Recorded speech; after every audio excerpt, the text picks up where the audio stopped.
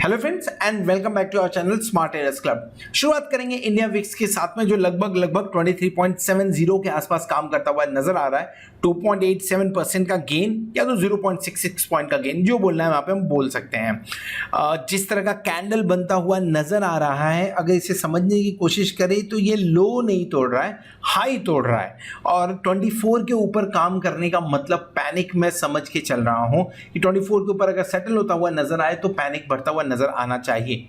दिन के दौरान एक बार 24 के ऊपर गया था लेकिन पैनिक उतना नहीं बढ़ा। आज की शुरुआत करने के लिए बहुत सारे नेगेटिव न्यूज थे और एक दो या मैं बोलूं इक्का दुक्का पॉजिटिव न्यूज भी थे हमारे पास में। सो अगर नेगेटिव न्यूज के बारे में बात करें तो डेफिनेटली थोड़ा सा मूड माहौल, जो इलेक्शंस के रिजल्ट्स आए उसके बाद में आपके पास में कोरोना के नंबर्स बढ़ते हुए नजर आ रहे हैं। सो ये कुछ इंपॉर्टेंट इवेंट्स थे जिसके चलते हम नेगेटिव खुलने के चांसेस थे। At the same time FII की दमदार बिकवाली भी थी। सो निगेटिव खुले, लेकिन एट द सेम टाइम जिस तरह से जीएसटी के अंदर में अच्छा खासा रिकवरी या मैं बोलूं अच्छा खासा कलेक्शन हुआ था वो एक पॉजिटिव मूवमेंट बनाता हुआ भी नजर आया। तो ओवरऑल अगर हम निफ्टी को देखें तो निफ्टी 3 पॉइंट प्लस में क्लोज हुआ है और बैंक निफ्टी 316 पॉइंट में क्लोज हुआ है। लेकिन जब हम कैंडल देखेंगे डेली चार्ट के ऊपर में तो आपको समझ में आएगा कि ये 3 पॉइंट है या 200 पॉइंट है, उसके बारे में तब डिस्कस करेंगे। लेकिन ओवरऑल प्राइमा फेसिया जो सामने से दिख रहा है 14,600 के ऊपर क्लोजिंग देने में निफ्टी सक्सेसफुल रहा। एक अच्छी क्लोजिंग मानी जानी चाहिए आज के कंडीशन के हिसाब से। निफ्टी फ्यूचर का प्रीमियम थोड़ा सा बढ़ते हुए नजर आ रहा है, 14,700 पे काम कर रहे हैं।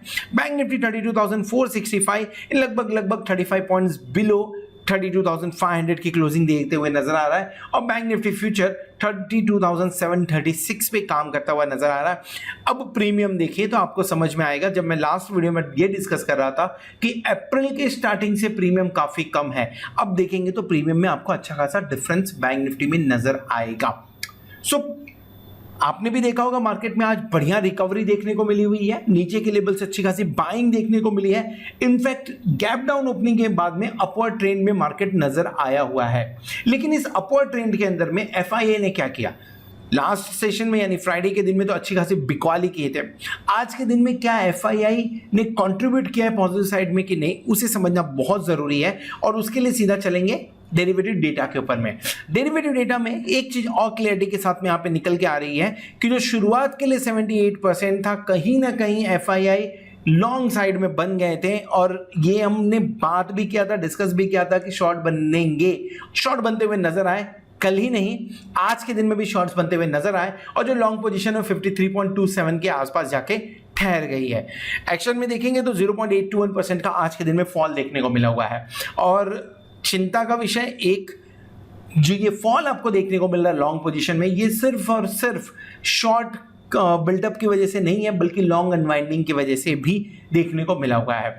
एक पॉजिटिव आउटकम जो देखने को डेटा में मिल रहा है वो ये है कि डेफिनेटली कॉल शॉर्ट किया गया है लेकिन पुट को भी शॉर्ट किया गया है। सो जो फ्राइडे के दिन में जो डेटा निकल के आ रहा था इक्वल पे थे, आज थोड़ा सा कॉल साइड में ज्यादा राइटिंग हुई है बट इवन देन डेटा जो दिख रहे हैं 53.27% लॉन्ग पोजीशंस पे एफआईआई नॉर्मली 60% के आसपास में रहना प्रीफर करते हैं। जैसे अभी थोड़े ही दिन पहले हमने एक डेटा देखा था जहां पे 49.50 के आसपास में गए थे, लंबी छलांग मारी, उसी दिन अच्छी खासी रिकवरी देखने को मिली। एंड रिकवरी में सिर्फ इसके बेसिस पे नहीं बोल रहा हूं, रिकवरी में किसी एक और रीजन की वजह से बोल रहा हूं, आगे उसके ऊपर मैं बात करूंगा। सो ओवरऑल लॉन्ग पोजीशन 53.27% के आसपास में है।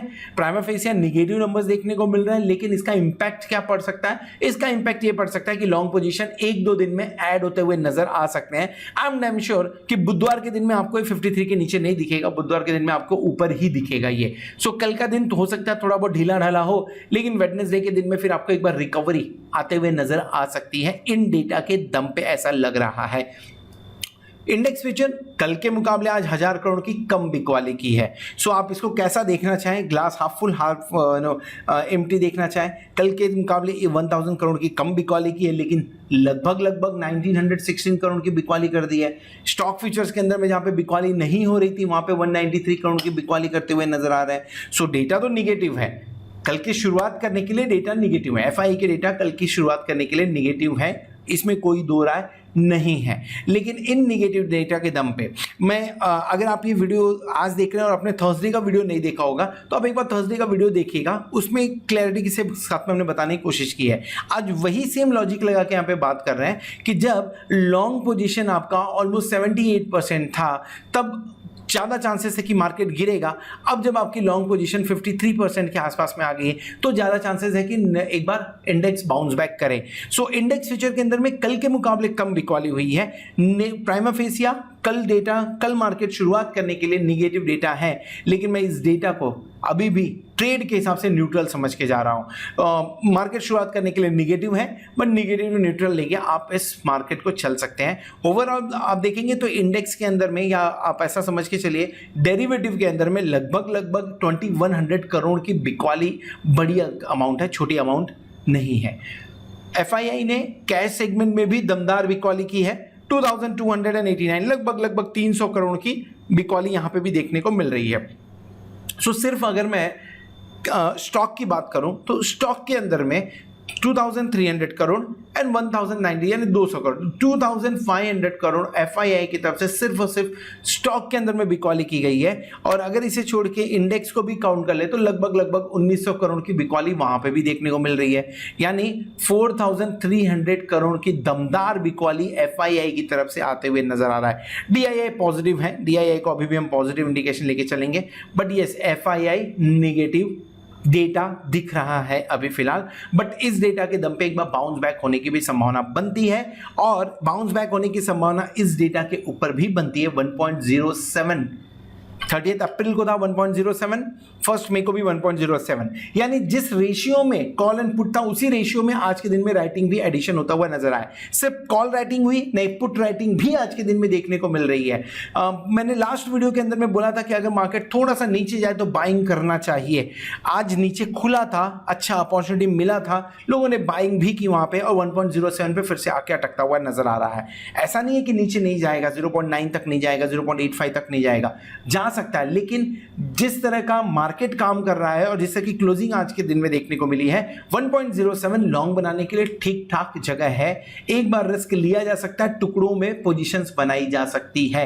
सो ओवरऑल मैं इस डेटा को पॉजिटिव मान के चल रहा हूं। सो पूरा डेटा समझने की अगर कोशिश करें, विक्स लगभग 24 के नीचे थोड़ा सा काम करते हुए नजर आ रहा है, 24 के ऊपर जाएगा तो कंसर्न बढ़ता हुआ नजर आएगा। FII की पोजीशन 53% के आसपास में हुई है, थोड़ा नीचे जाए 49-50 के आसपास में जाए तो एक बढ़िया शॉर्ट कवरिंग देखने को, रैली देखने को मिल सकती है आपको।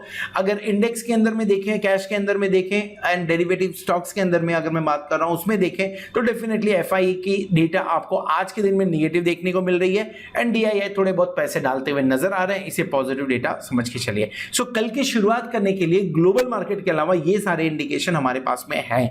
सो इनका कितना इंपैक्ट चार्ट के ऊपर में रहेगा उसे समझने की कोशिश करेंगे चार्ट के ऊपर में, पर पहले देख लेते हैं कि आज के दिन में हमने पोजीशंस कौन सी बनाई हुई थी। सो आज के पोजीशंस की बात करें तो फर्स्ट ऑफ ऑल जो पोजीशंस हमने कैरी फॉरवर्ड किया था उसे हमने आज के दिन में कम किया। सो कौन सी पोजीशन कैरी फॉरवर्ड की हुई थी?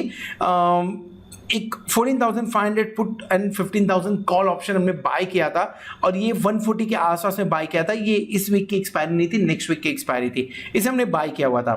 चांसेस क्या थे कि मार्केट 100, 150, 200 पॉइंट नीचे खुलेगा, खुला भी वैसे ही, लेकिन मूवमेंट इतना देखने को नहीं मिला। एक पर्टिकुलर लेग 230 रुपीज में हमने पुट स्क्वायर ऑफ कर दिया, एंड 15,000 का कॉल अभी भी एक्टिव रखा हुआ है क्योंकि इसमें अभी भी 10 दिन का एक्सपायरी बाकी है।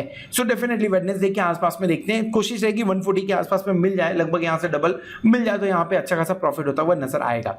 दूसरा ट्रेड हमने लिया था 14,500 का कॉल ऑप्शन लिया था, 150 के आसपास में बाय किया था, एंड इसे स्टॉप लॉस जो लगाया हुआ था हमने एक्चुअली ट्रेल करके 160 तक लेके आए थे। ये आया, ट्रेलिंग स्टॉप लॉस हिट किया 160, जहां पे हमने 1500 रुपीज प्रॉफिट बुक किया, एंड देन बाद में क्लोजिंग होते होते 240 तक भी जाता हुआ नजर आया। बट एज पर जिस तरह से डिसिप्लिन है, definitely trailing stop loss hit हुआ तो ट्रेलिंग स्टॉप लॉस हिट हो गया। उसके बाद में एक और पोजीशन हमने बनाई थी और उसे बाद में उसे हमने स्ट्रेटजी में कन्वर्ट किया हुआ था। 2 पोजीशन फिलहाल के टाइम पे ओपन है, अगर इसे छोड़े तो ये 3rd पोजीशन है, ये 3 पोजीशन फिलहाल के टाइम पे ओपन है। जैसे ही क्लोज होगा definitely will let you know about that. So in case अगर आप हमारे प्लैटिनम मेंबर्स हैं, सो आपको ये सारे ट्रेड्स आपके मोबाइल पे या तो व्हाट्सएप पे मिल रहे होंगे या तो यूट्यूब के कम्युनिटी ऐप पे मिल रहे होंगे, और अगर नहीं मिल रहे हैं तो आप 8291802926 पे कांटेक्ट कर सकते हैं, व्हाट्सअप कर सकते हैं, या तो आप हमारी वेबसाइट विजिट कर सकते हैं जहां पे आपको इसके बारे में बहुत सारे डिटेल्स देखने को मिल जाएंगे। ओवरऑल अभी तक जो भी ट्रेड शेयर किया गया है लगभग 74.48% के सक्सेस रेशियो के साथ में लाइव मार्केट में शेयर किया गया है। चलिए आगे बढ़ते हैं, समझने की कोशिश करते हैं कि निफ्टी और बैंक निफ्टी जिस तरह का पैटर्न बनाते हुए नजर आ रहे हैं, क्या ये रैली जो आज के दिन में थोड़ी बहुत देखने को मिली है कल के दिन में कंटिन्यू होते हुए नजर आएगी, या ये सिर्फ एक दिन का गेम था चार्ट के ऊपर।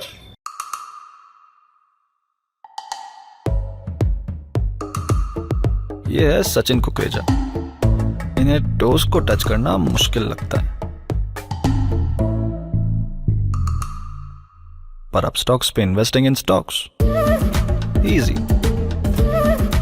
स्टॉक्स बाय या सेल करो सीधे अपने फोन से। अब स्टॉक स्टार्ट करके देखो। Investment in securities market are subject to market risks. Read all the related documents carefully before investing. Welcome back, और इस वीडियो में हम डिस्कस करने वाले हैं बैंक निफ्टी के बारे में। निफ्टी का भी ऑलरेडी शेयर किया है, ऊपर कार्ड पे क्लिक करके आप देख सकते हैं।